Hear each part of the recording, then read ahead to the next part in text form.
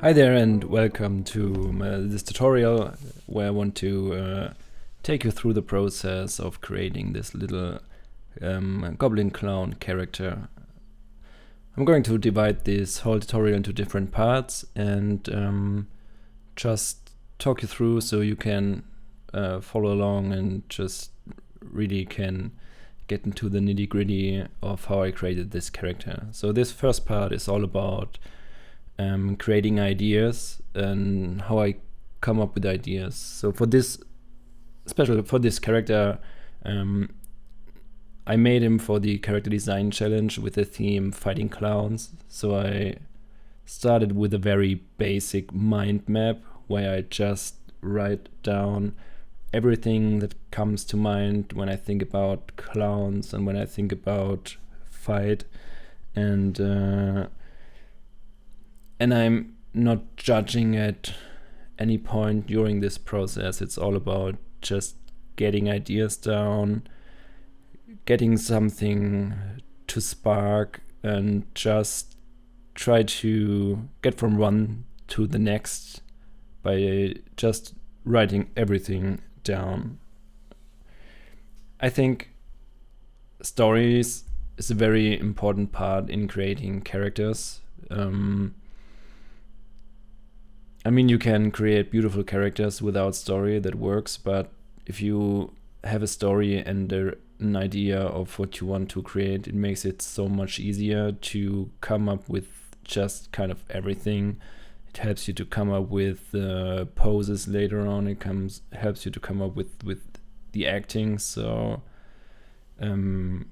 taking the time in this process pays out in the end.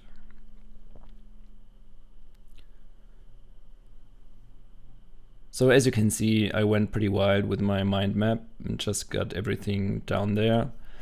And from there, I took it to the next step, which was writing down the first thoughts, kind of the emotion I want to create with a piece, or just some general questions.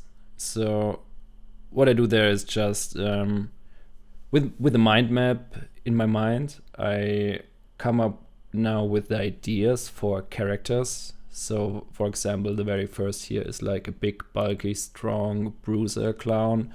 So you should be like very big and strong, and I wanted to put him in the world where clown fighting actually is a thing. So I just write this stuff down, like the first idea, the feeling, maybe it should be has a sadness to it, or a melancholy, or maybe if I want to create something funny, just write this stuff down to have something to later pick from, and to just have really a starting point for the stories I want to tell. So right now I'm just like creating 3 to 5 ideas, writing them down, and I'm going to take 3 of those ideas to tell very, very short stories, backstories for characters, from where I can choose 1 or 2 to dive into deeper.